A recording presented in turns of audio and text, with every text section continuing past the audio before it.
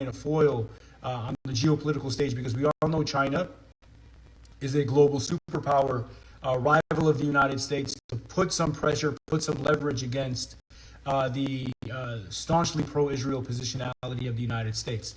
Now, I'm seeing a lot of comments, right? And if you guys know me, you know that, so I'm skeptical of China, largely because I've been working on the Uyghur Muslim issue for many years, right? Well, starting in 2016, I've been uncovering how China has been cracking down on Uyghur Muslims in East Turkestan, the northwest part of China proper right now, engaging in its own form of cultural genocide against Uyghur Muslims in that country. So it's complicated, it's complex. All politics and geopolitics are really tricky, are really confusing, conflicting. But it's a good thing that China is now pushing for Palestinian statehood, because they have this geopolitical global superpower status. But then again, if you say that you're suspicious of China because of what they've done to Uyghur Muslims, I fully agree with you. From a political standpoint, it's a good thing. But again, with the qualifier that China has its own sort of domestic issues with cracking down on Uyghur Muslims. But that's an issue for us to sort of think about and interrogate later. It is good news coming from Egypt today that China is putting on that kind of leverage. Okay, so that's what's taking place. We can talk about the ICJ a bit more closely. Again, for those who want to donate to the 4-year-old Palestinian child in need of a prosthetic leg, see the pinned comment. Yemen, right? I want to talk about Yemen. The third issue I want to talk about, obviously, is what's happening in Yemen right now. If you guys follow me on Instagram, you'll see that I've been following what's happening in Yemen very closely, right? So today was the third day of bombing on Yemen. The United States led a coalition of bombing various Yemeni sites. On the first day, they bombed Yemen over 60 times, various sites. The second day, an additional set of roughly 50 to 60 bombings of Yemen, including bombing the international airport in Sana'a. And that's really important, because bombing of an airport, international airport, is typically an act that is a provocation of war. And I want to talk about why that's really important from a legal standpoint in a bit. Today, within the last 2 hours, the United States engaged in its third day of bombing of Yemen. Some good news on that front is, look, we're seeing that Yemen is now backing down. They're not going to stop the ship blockade, being very staunch and vigilant against the United States military aggression. Oman, which is the Gulf neighbor of Yemen to the east, their Shura Council stated that they flatly condemned the unjust attack on Yemen from the United States and the UK. And as a consequence of that condemnation, Oman is restricting UK and US planes from flying into their airspace. So one country has taken a position, taken a stance aligned with Yemen, an Arab country in the Gulf, Oman has, against this, what seems to be illegal bombing of Yemen. And let me tell you why it's illegal. And earlier today, I had a conversation with a colleague of mine, a constitutional law professor in a different law school from where I teach. And he also agreed. Ironically enough, this is a conservative law professor. He's somebody who identifies as a Republican. Him and I had a conversation about the legality of bombing Yemen from a U.S. constitutional standpoint. I want to break it down so we're all on the same page to understand why it is presumptively unconstitutional for President Biden to unilaterally bomb Yemen without congressional permission. According to the U.S. Constitution, Article 1 of the American Constitution, only Congress can declare war. Only Congress has the right to declare war against a foreign nation. The president himself or herself cannot declare war on a foreign nation. So Congress has not declared war on Yemen, last I checked, right? Congress has not convened for a special meeting, special session of Congress to issue a formal declaration of war on Yemen. So because Congress has not declared war on Yemen, and President Biden has bombed Yemen unilaterally, indiscriminately, and incessantly for the last 3 days, that would seem to be a violation of the U.S. Constitution. Now, according to Article 2 of the U.S. Constitution, the president can carry forward war as commander-in-chief. He can advance war, but he cannot initiate war and advance a war that has not met the first precondition where Congress has, again, declared war. And that is the same case in the UK, in the United Kingdom, which is also a common law legal system. The United States adopts a lot of its legal processes, foundational legal and constitutional principles from the United Kingdom. So Sunak is also in violation of the Charter of the Constitution in the UK by taking action without parliamentary permission in the UK. So both Sunak and Biden have violated their respective constitutions by engaging in provocations and acts of war on a foreign nation, Yemen, without permission of their respective Congress and parliamentary bodies.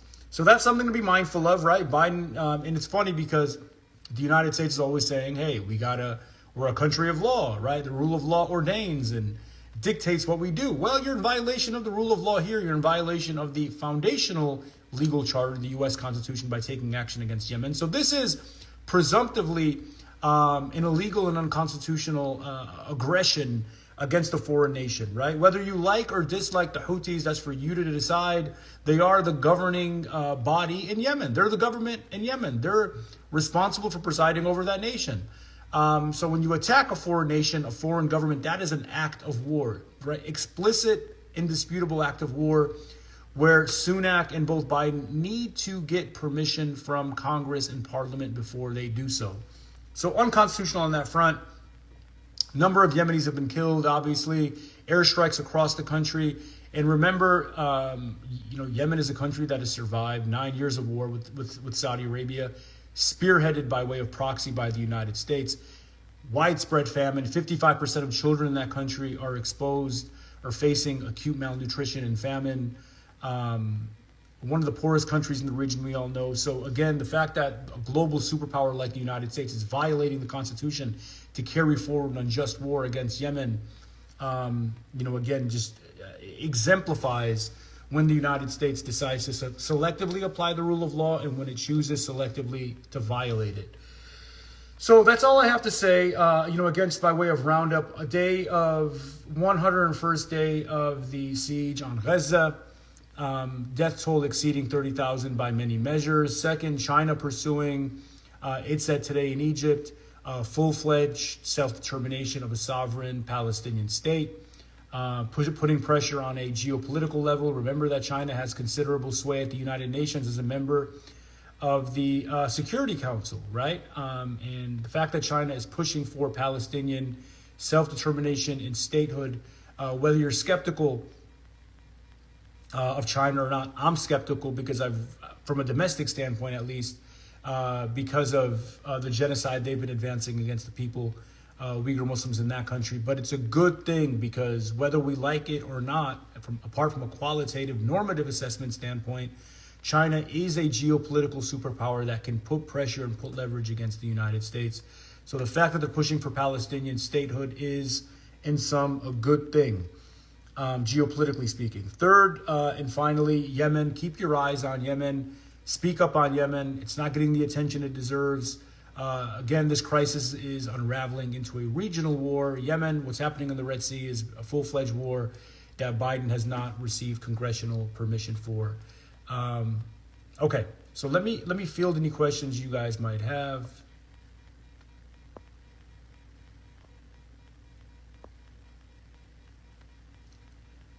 Okay. C. McCann asks, can you comment on what China has stated? Yeah, today there was a meeting between the foreign ministers of China and Egypt in Cairo just hours ago, earlier today, where the foreign minister of China, Zheng Yi, said very specifically that it is his country's objective to immediately pursue full-fledged Palestinian statehood, and it is his desire that the Palestinian state meet the borders of 1967 before the Six-Day War, making, in addition to that, Jerusalem will be the capital of this fully sovereign, fully independent, full-fledged Palestinian state that China is pursuing. So that's exactly what China, via its foreign minister, had ever said, has said in Cairo, and currently continuing to say.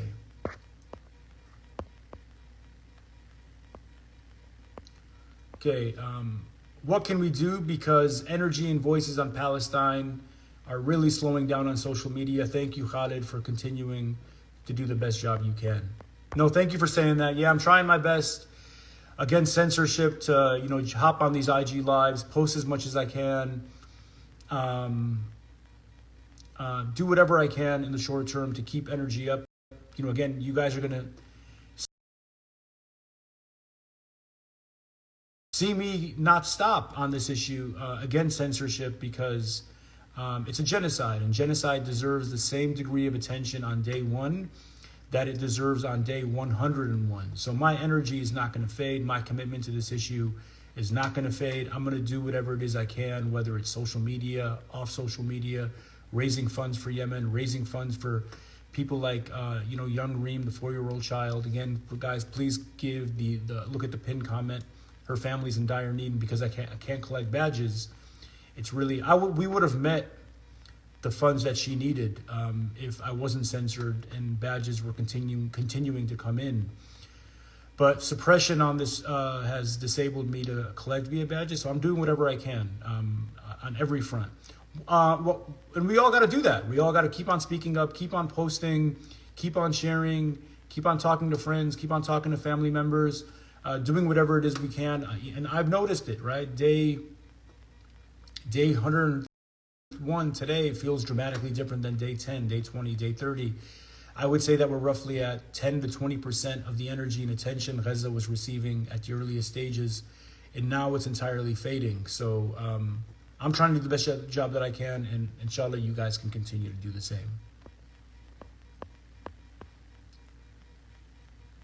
Okay, 1 second.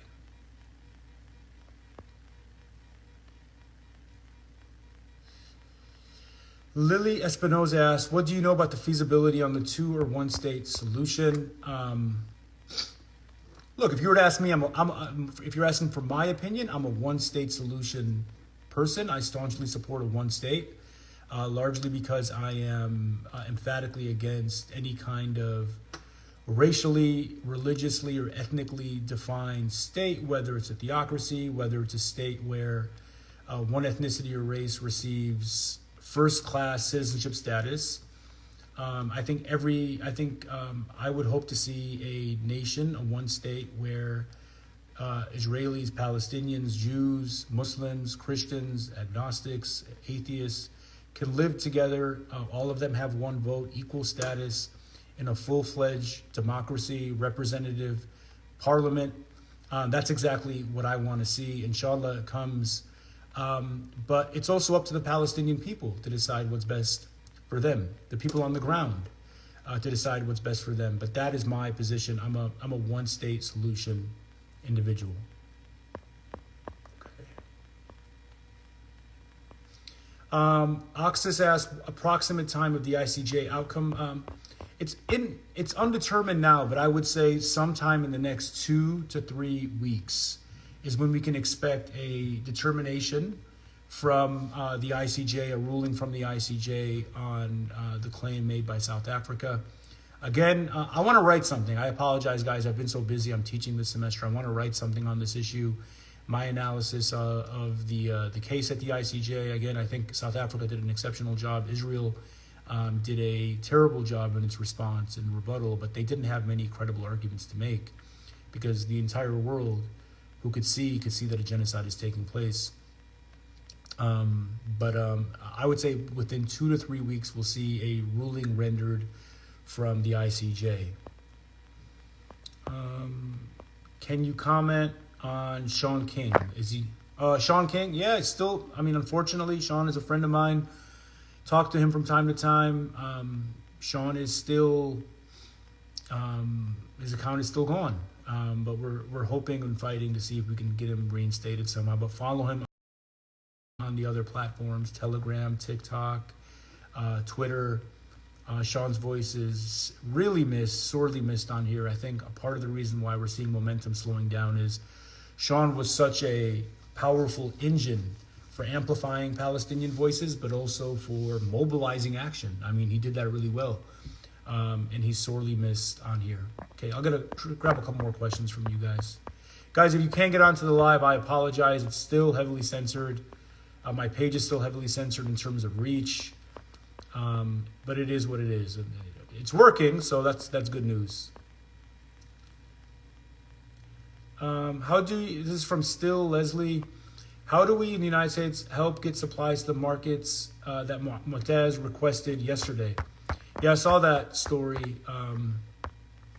Look, I think that part of the reason that I'm not fundraising for Gaza right now, and inshallah I will in the coming weeks, is because it's hard getting stuff in. Obviously, it's still a ongoing genocidal and war site, so getting trucks in and getting supplies in is really difficult. Today, Al Jazeera just stated that 46 trucks were able to get in. That's not a lot. 46 trucks is not a lot of humanitarian aid. So my response to that, Leslie, is support organizations that are doing good work and raising funds for Gaza with the understanding that it's going to be difficult to get anything in the short term. Inshallah, when a ceasefire is had, inshallah, when the genocide stops, inshallah, when the borders open, and we're able to get humanitarian shipments and aid inside of Gaza, I'm going to be the first person not only raising funds, but helping as best I can to make sure the people on the ground get the water that they need, the food that they need, the clothing that they need, the medicine that they need. But as of now, it's severely stifled, slowed, if not fully stopped by what's happening on the ground. 40 to 50 trucks a day is not going to be able to serve the 2 to 3 million people on the ground who are in dire need of basic necessities. But that is not to say that you should not support organizations and charities that are actively fundraising for Gaza. You should, because as soon as those borders open, these organizations, these charities will have the funds at least to purchase what it is they need and build a stockpile of material, food, water, to allocate and disseminate to the people. I'm fundraising now for Yemen, as you guys know, because Yemen is sorely overlooked. And as soon as you guys may or may not know that a couple of weeks ago, the United Nations World Food Program cut aid to Yemen. They say it's not related to what's happening in the Red Sea. I am suspicious of that. I think it's a form of collective punishment. And as a consequence of that, I'm raising funds for Yemen, which is going through a famine, and it's easier to get things into Yemen. People are in need of water, food. You guys can go to the link in my bio and give to Yemen. They severely need it, and we can get stuff in over there. Okay, one more question before I got to go for the day.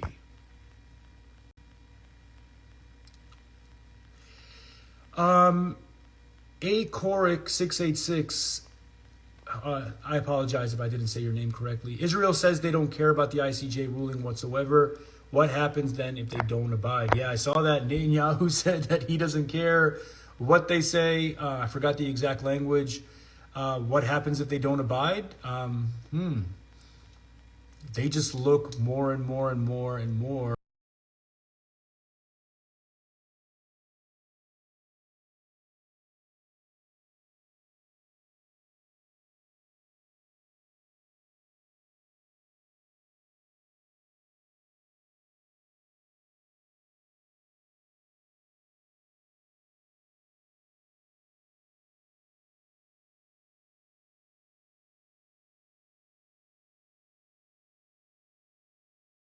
as a criminal prerogative.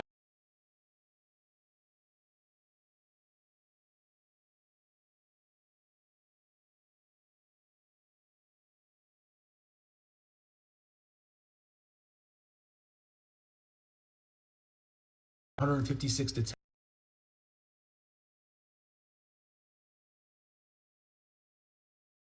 10 for a ceasefire. Israel said, we don't care what the world says, we're going to do what we want to do. So this is not, this won't be unique. But I think if a positive ruling comes from the ICJ, which inshallah it does,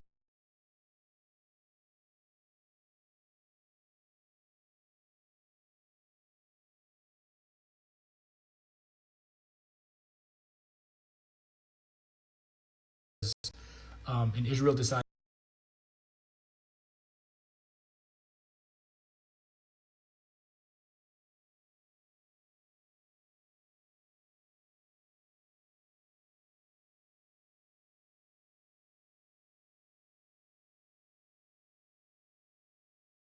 national court in the world. If it renders a ruling, people already have that understanding now that in many respects, Netanyahu is really digging the grave of the reputation of or the view, the global view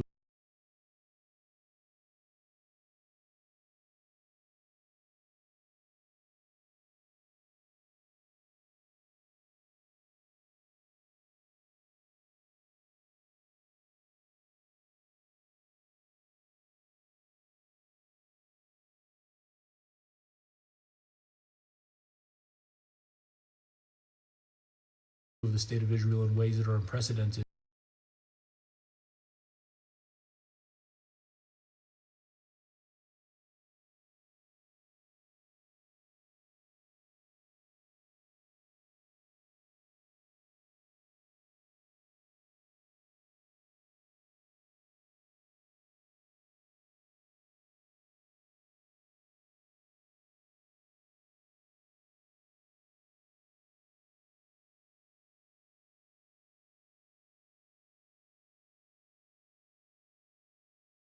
Like we have for the last 101 days to keep this issue focal, to keep this issue central. We can make changes that are significant, whether even if it's affecting one person's life, right? Restoring hope for one person, whether it's providing a child who is missing a leg or a limb with a prosthetic leg, whether it's amplifying the voices of a journalist in Gaza. That is transformative, right? Wins don't come in the way of macro transformative restoration of a whole people's slew of rights or providing them with statehood. Inshallah, we'll get that one day. But if you can impact the lives of 1, 2, or 3 people in a significant way, that is very vital. And many of us have done that over the course of these last 101 days, and will continue to do that in ways that we can. As Muslims, we believe that the world is limited, that the world is transient in this dunya, which means the world in Arabic. You can't achieve perfection. You can't achieve utopia. But we fight for it, right? We pursue it, and inshallah, we can approximate it or get close to it in some way. So with that said, keep on fighting, keep on praying, keep on speaking up, and keep on pushing for justice. Assalamu alaikum.